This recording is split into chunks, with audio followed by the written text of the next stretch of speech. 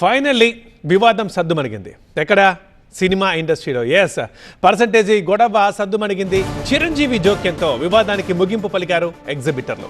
Rental విధానంలోనే పెద్ద cinema ప్రదర్శించాలని నిర్ణయం తీసుకున్నారు.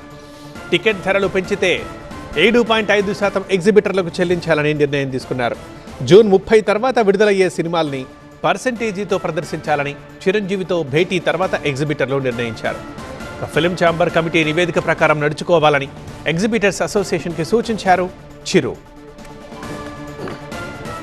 టోటల్ థియేటర్స్ తెలంగాణలో ప్లస్ ఆంధ్రప్రదేశ్ పర్సంటేజ్ సిస్టమ్ అనేది కన్ఫామ్గా నేను చేపిస్తాను.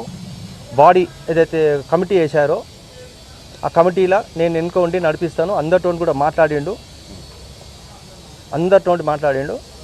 So almost done.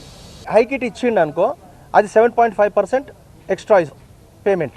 అంటే మీరు ఇంతకు ముందు మేము టికెట్ రేట్లు పెంచబోము అని చెప్పారు కదా, ఇప్పుడు మీరు అది రాసినాము. అది ఇప్పుడు పెద్ద సినిమాలకు ఓకే అని చెప్పినాం. ఎందుకంటే కొన్ని చిన్న సినిమాలకు కూడా మీరు రేట్లు పెంచుతున్నారు. మాకేంది, పబ్లిక్ రావాలి థియేటర్కి, ప్రేక్షకుడు అంటే థియేటర్కి రావాలి. ఈ పెద్ద సినిమాలు వచ్చేలో పూట ఒకటి మల్టీప్లెక్స్కి ఓడలేడు, అందరు సింగిల్ స్క్రీన్స్కే ఇష్టం వానికి.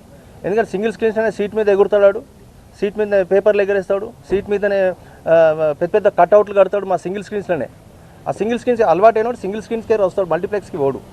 సో ఆ చిన్న సినిమాలు ఏవైతే హై అంటే 100 crores 70 crores అట్లా సుంటి సినిమా కూడా రేట్లు తీసుకోవచ్చు. ఇట్లా పెద్ద సినిమాలకు అక్కడ గవర్నమెంట్ రేట్ ఇస్తే, గురుగారు మాట ఇచ్చారు, మెగాస్టార్ గురుగారు మాట ఇచ్చారు బస్.